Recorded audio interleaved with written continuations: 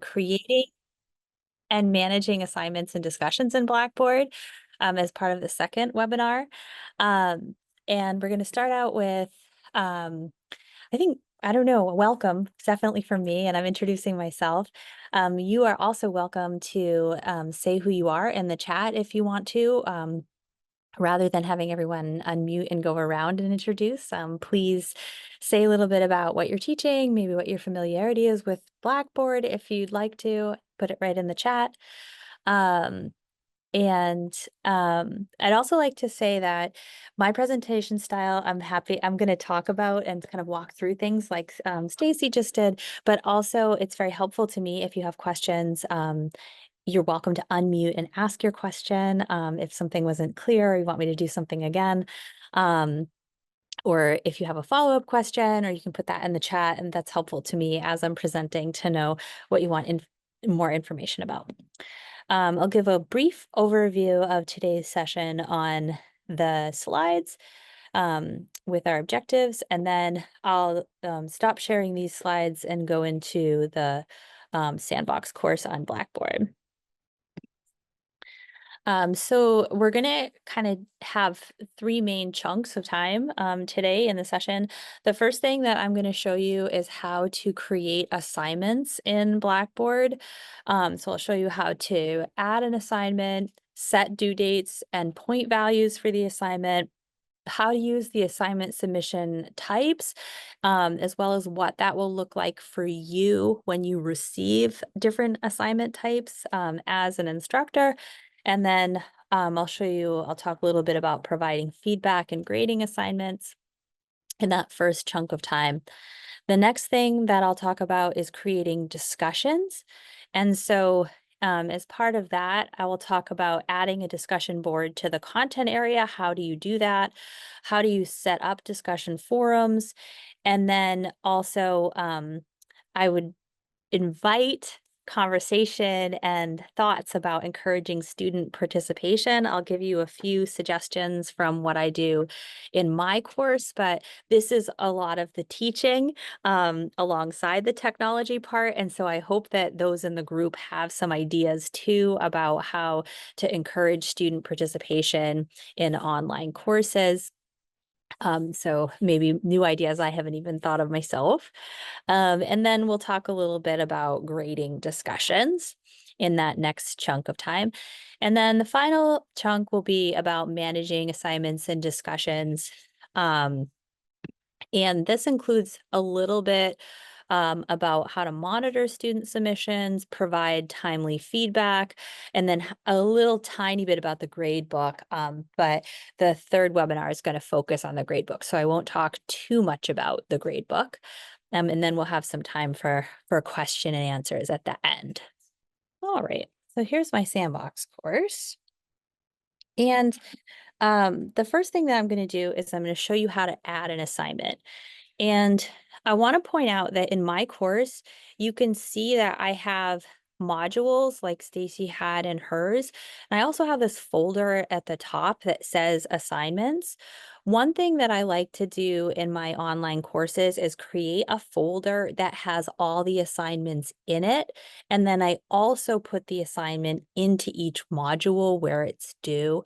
And part of the reason I do that is because if you are just from the student experience, if you want to know what all those requirements are for that final capstone assignment, you have to figure out what module it's in if it's not in a location like an assignments folder, or look at the syllabus.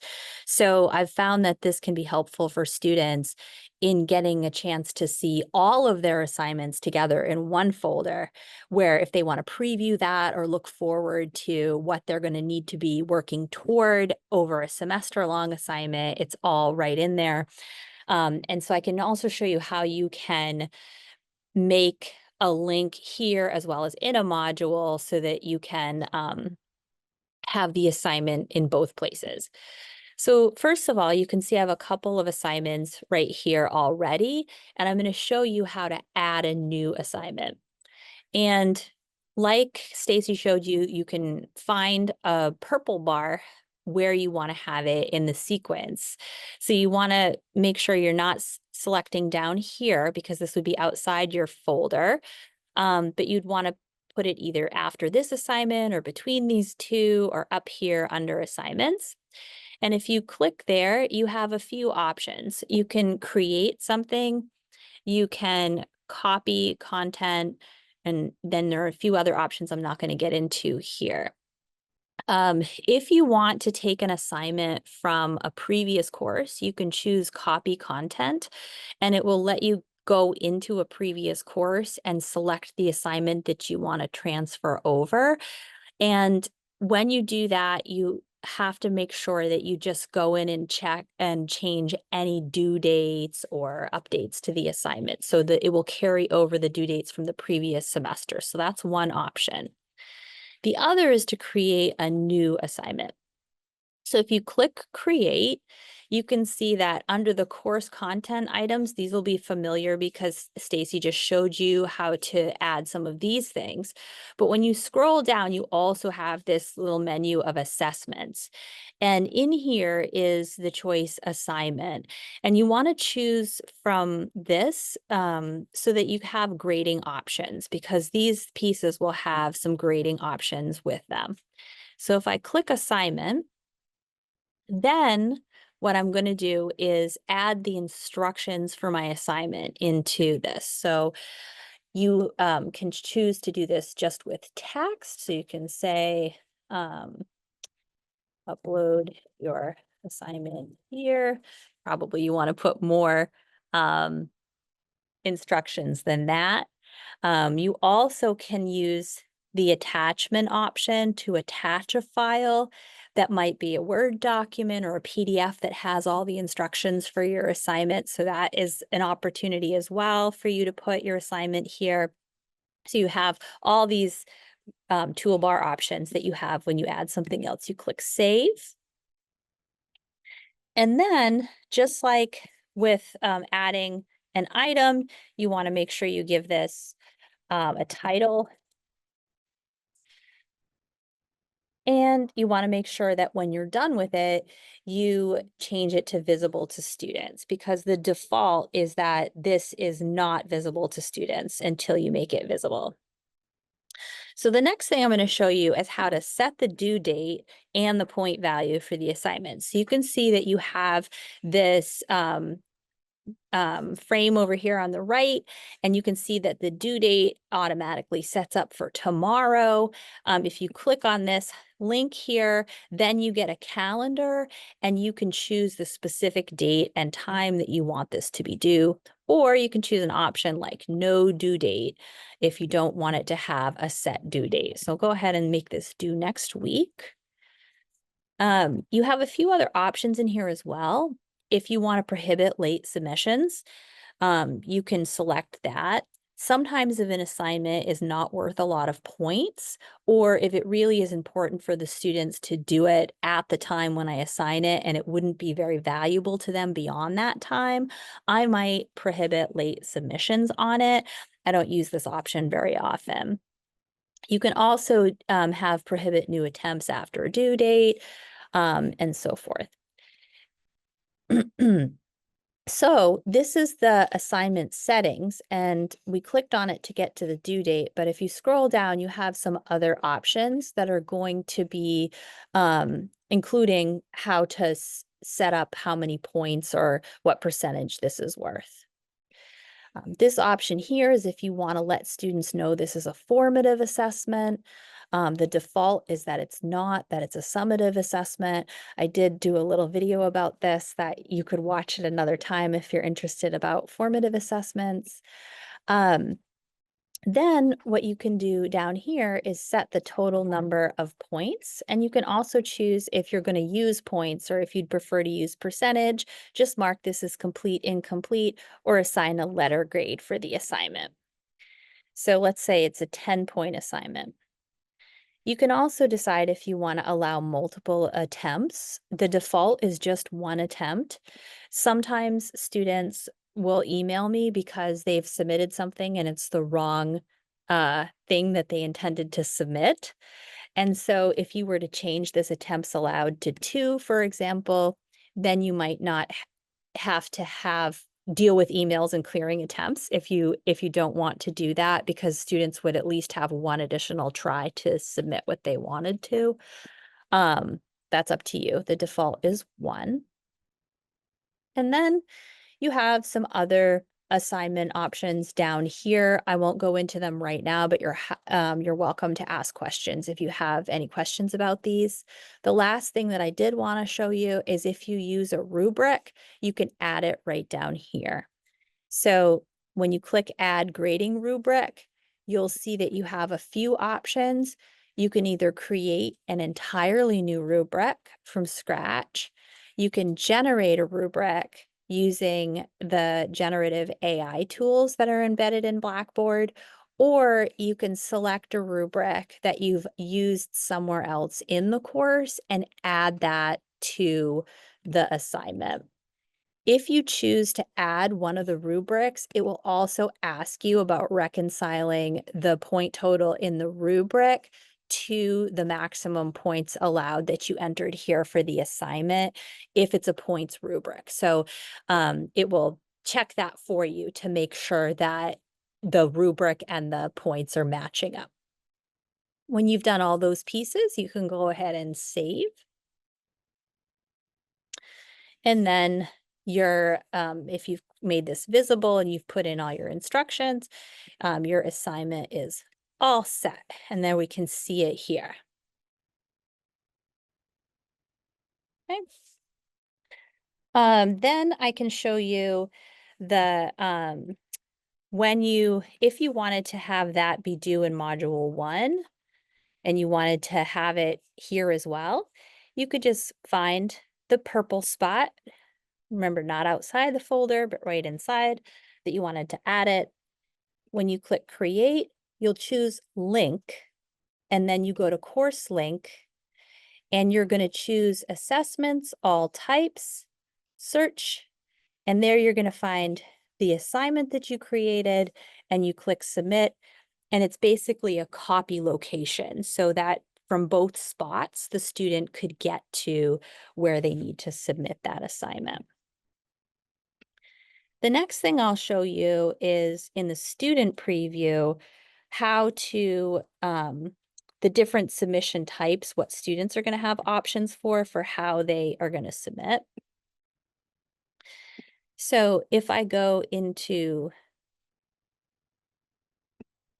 this student view, and then in the assignments, I choose this draft essay, then I view the instructions, and I have this option for submission. So you can see that students can drag and drop files here, or they could use the attachment and attach their file here, or they can type right into the box, whatever their assignment submission is. I prefer it if students will upload something in Word or PDF, because that gives me the option to put comments on the assignment if they've used the text just typing in the box. This part of the submission that they make wouldn't be something that you could use the text edit features from I don't know what that thing is called when you do the sort of comments on their assignment, but I'll show it to you in a minute. So you wouldn't be able to do that if they are just typing in the box. So in your instructions, just let students know if there's a particular file format that you want to have them use.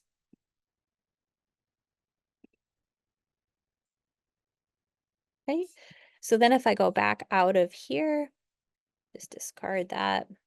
If I go back out of here and now I want to grade some assignments, I'm going to show you an assignment that you could make a comment on.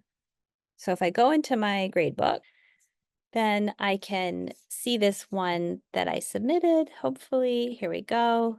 I click on 1 to grade. I click on this 1 attempt to grade. And then here's what I submitted. It's just our agenda. So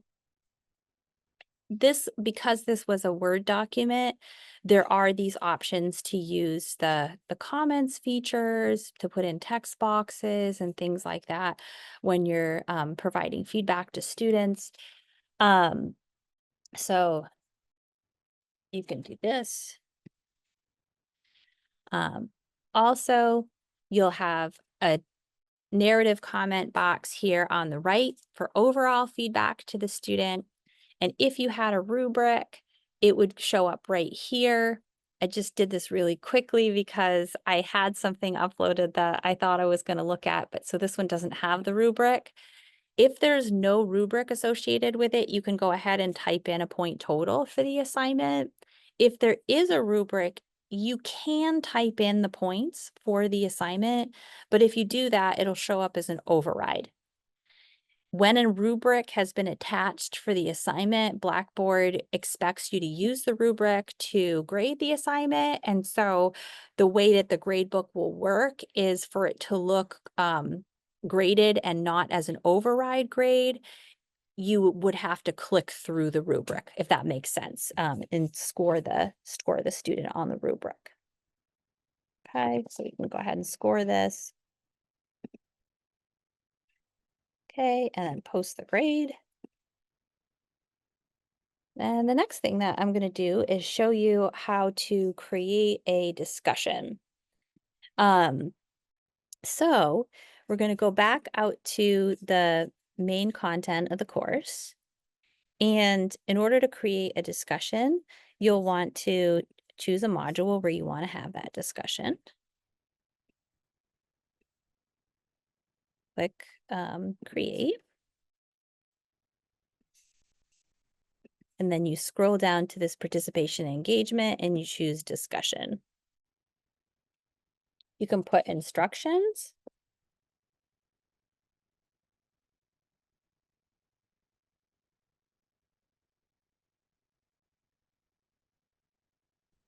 So then for this one, I am going to add some grading in the discussion so that I can hopefully show you. If I add the grade discussion and I add a rubric, hopefully I'll be able to show you that how you click through the rubric. So it's my second chance. So I'm going to go down here to add grading rubric, and I'll go ahead and choose this. I had one for discussion here. Okay, so discussion fall 2018. I'm going to go ahead and add this rubric. And I think mine was a percentage points. So I'm going to change my points to 10. And my rubric will then adjust because it's a percentage rubric. So if it's out of 10 points, the percentages will add up to 10. So I'm going to click Save here. And then I'm going to go ahead and make this visible to students. And I'm going to call it Creating Great Discussions. Okay, here we go. And then I can click out of there and you'll see that this discussion is here. Students can see it and they can get to the discussion board to post. And then also you can see that by clicking this tab that you mentioned, when you go there, you'll see that there's also scrolling down, that discussion located in here. You'll see a blue pin when students have posted to the discussion. So that will be an indicator to you that there's discussion happening there. So one thing that I find helps with the discussion is to always ask questions with more than one answer.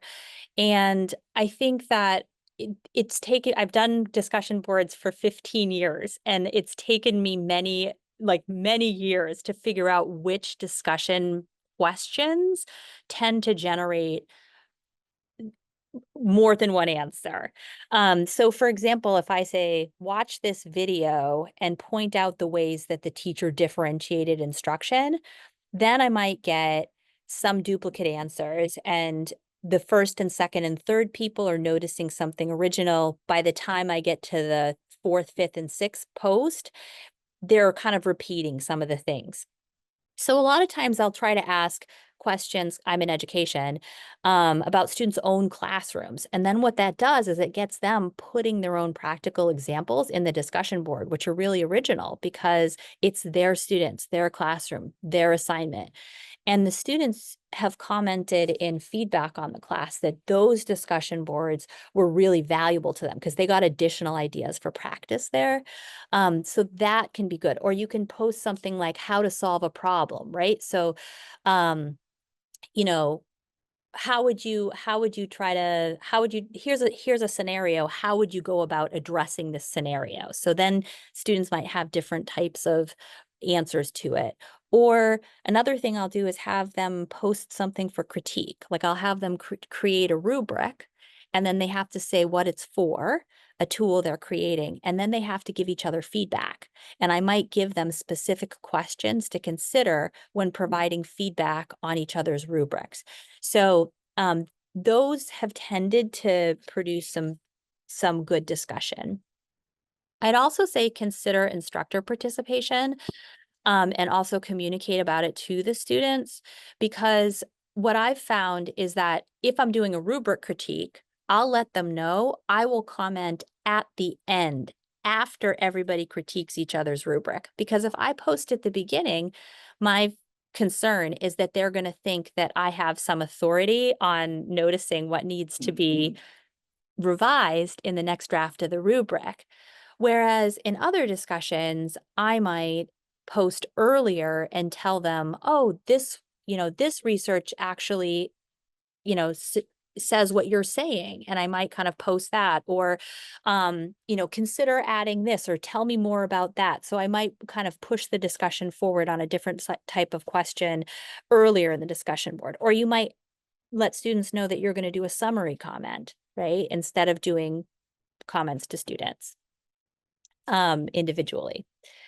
Then also include clear expectations. So let students know, like you were saying, Nadia, how many posts, what posts should look like or include. My rubric for the discussion says that in order to get the full points, they have to reference course readings. And that has been helpful because it gets them to make a more precise comment. And then if they make a more precise observation, the comments in response to them also tend to be better and more substantive than if they're making a general comment or a general summary.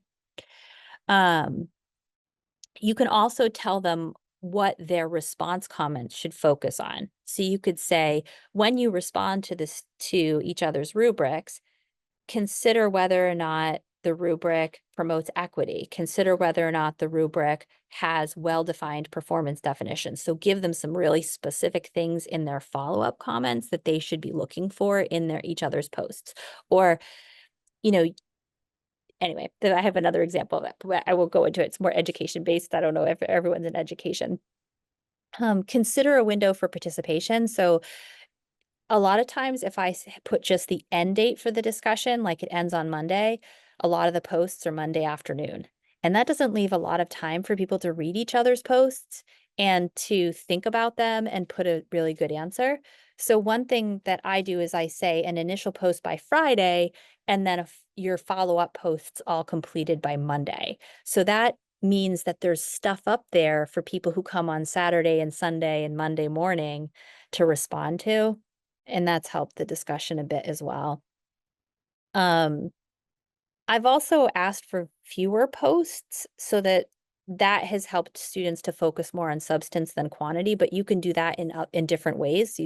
But if I, like you said, if you say 2 response posts or 3 response posts, then you're not going to end up with someone who thinks that to get the full points, they have to post a response to everybody and have 10 very short responses, but they might instead have, 2 really substantive responses.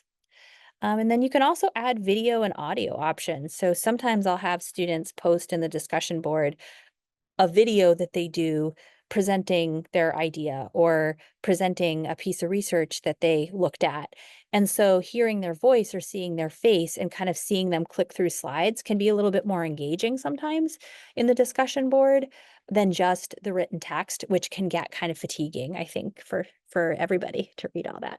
Just a comment I wanted to make that I always seem to have one or two students who post immediately. Hmm. Um, and what it requires is for them to go back in. Hmm. Because I think before the final, the final posting date. Just want to say that the early posters have to be responsible for going back into reading. That's all. Yeah.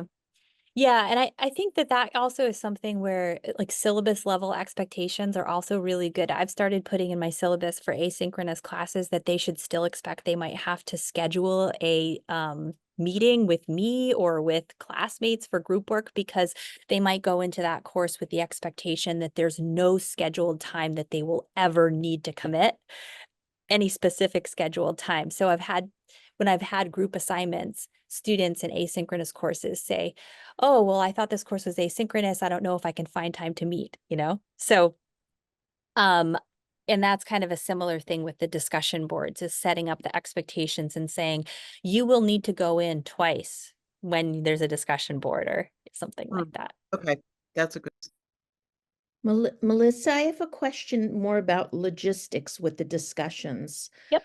So my first module, before each of the chapter modules is just the syllabus and logistics. Yep. And in the logistics folder, I have a file about what I expect regarding the discussions, uh, Yeah.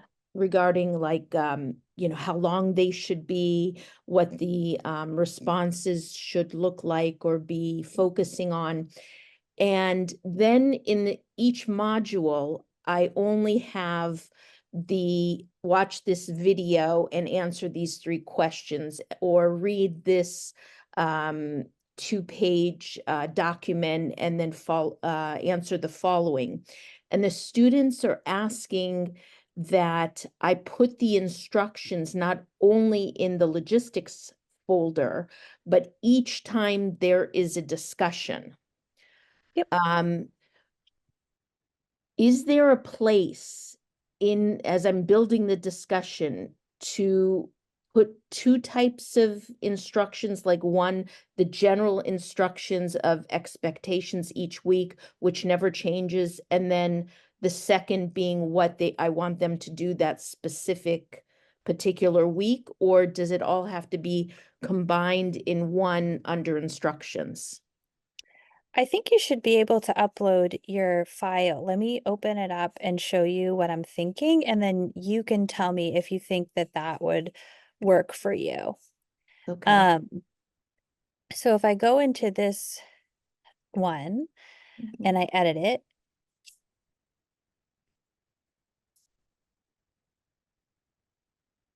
where I get this is sort of these are the instructions for just this one.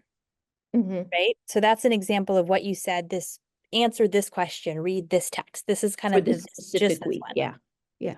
And then what you could do is you could use this attachment option and you could pull up your file that is your instructions for everybody like Okay, that, and then okay, attach it right in here. okay. Would that open automatically or they'd have to click in it to view it? I'm I guess, not sure, Stacy, if it's view and download, will they be able to click right into it? I mean, will they be able to see it or? I'm not sure with the discussion, may want to save this and then go into student preview to double check. I know typically if it's view and download, you can see it if it's a document, but I don't know inside a discussion. I think you may have to click it. I think if you click it though, it's going to open it in the web browser. I don't think it's going to be, you don't have to download it, but yeah, if you want to go X out of this and then just go into student preview, you might be able to. Actually, did you set it as visible? I didn't check that. Yeah, I think that one was visible. Well, we'll see. Yeah, it looks like we would have to download this. But if you click it, it doesn't show it below.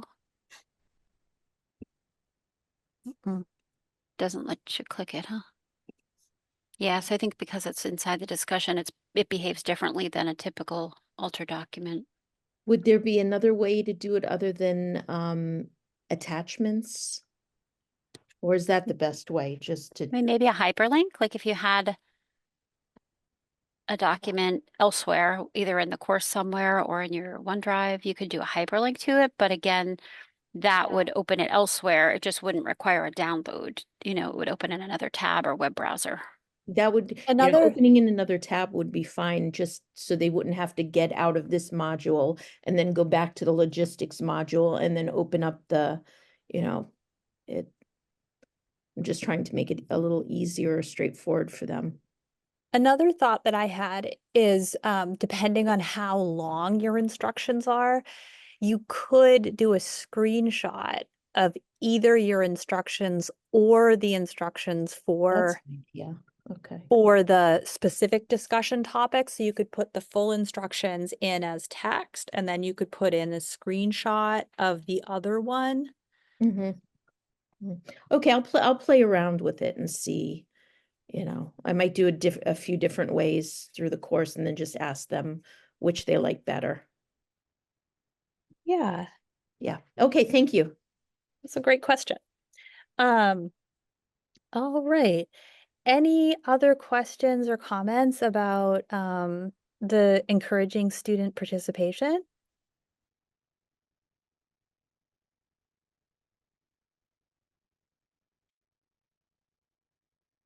Okay. So then in terms of oops, I'm still in the preview. So what I'm going to do is I'm going to actually post to one of these discussions so that I can show you the grading. So then if I want to go and grade that discussion board post, I can go into the grade book and find it down here. And if I click on the one to grade, then I'm going to have that pop up.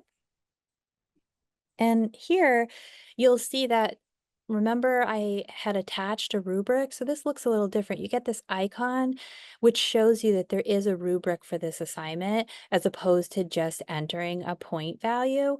So if I click there, then I'm going to see my rubric for discussion here. The way that it will initially pop up is just with the performance definitions underneath the criteria. But if you want to see the descriptions that you had written for that discussion, you can go ahead and click this right here and it will show you the descriptors for the performance definitions. You'll see that there's some kind of strange point totals for this, and that's because my rubric was a percentage rubric. So I wanted content to be worth a certain percentage of the 10 points, and I wanted their contribution to the learning community to be, you know, about a third. So that's why I'm getting some strange numbers. You can decide if you want to use points instead, or if you are fine with a percentage rubric. There is a little bit of an advantage to a percentage rubric if you have discussions that are sometimes worth 10 points and sometimes 5 and sometimes 7, because then you don't have to redo the points in the rubric every single time. You can just attach the rubric and then adjust the points for the discussion. Up to you. You have to decide what works. But let's say that I'm going to score this as target. I think this was actually like a points range initially, so that's why I'm having to type it in, but this shouldn't happen if you just have straight, just points. So you can go ahead and enter your rubric scores. And then you can X out of here and you'll see that that's carrying it over. Again, I don't know why when I put that in there, I get this strange number, but you can manually adjust that if you need, if you want to, right here. And then if you want to put a narrative comment to the students about their discussion participation, you can put it here.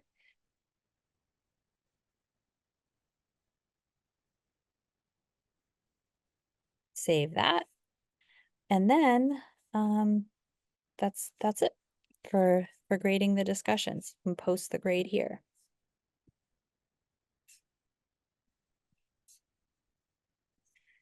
All right. And okay, I see a few questions in the chat here. Um,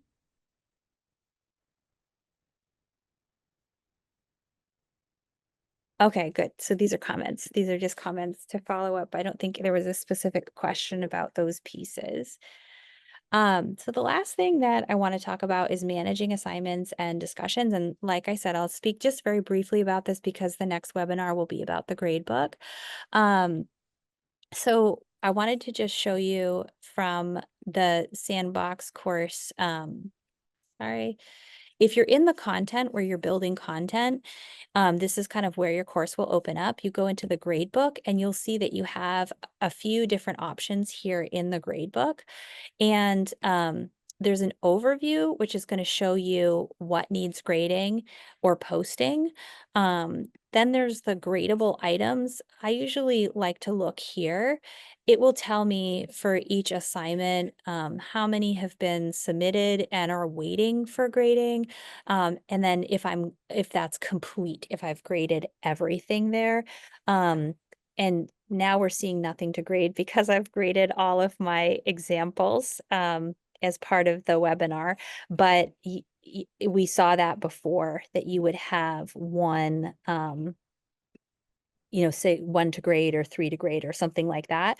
So that can help me to figure out, has everybody submitted already? And can I batch grade this assignment, or is something missing from someone? If someone submits late, sometimes in the settings, you won't, even if it says 1 to grade, when you click in here, you'll see this screen right here, which shows nothing. This is showing something.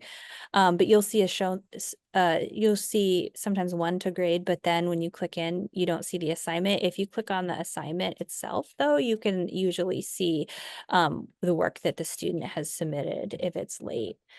Then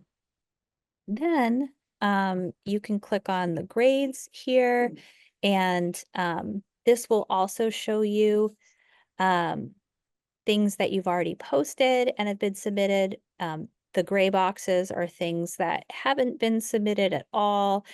If there is a new submission that you haven't graded, it'll be in purple and say new submission. I had one doing that before I deleted my my student preview. And then you can see that one thing that's going on in my grade book is in red, it's indicating that there's some automatic zeros here. The default in Blackboard is for there to be automatic zeros assigned for items that have not been submitted by the due date. And if you want to take that option away, you click in this gear and scroll down, and you can unclick this assign automatic zeros for past due work. I usually do that because I have some flexibility around things coming in late, and I don't want students to panic. But you can decide if this helps you to grade things quickly. Maybe you want things to zero out so students see right away how work that hasn't been submitted is impacting their grade. It's up to you how you want to set it up. And the one thing I would say is that if you unselect it, then if you want to show students how the zeros are impacting your grade, you do have to go into this grade book and then and zero out the assignments that they haven't completed. And also this automatic zero will stay here if they've already been assigned. So it doesn't kind of go back and take out the automatic zeros if you unselect later in the semester. I think that's it about the grade book. Oh, I did want to mention that this is set right now to a letter grade as an overall grade. You can also change that here in the gears. Maybe this is something that will be discussed in the next webinar. But if you want to manage overall grade settings, you can click that there, and then you can decide if you want that overall grade to be a letter grade, a points grade, percentage, and so forth. Get this nice color coding for students and for yourself. So if it's green, they're doing well. And I think the red is at one point mine was showing an F and it was red.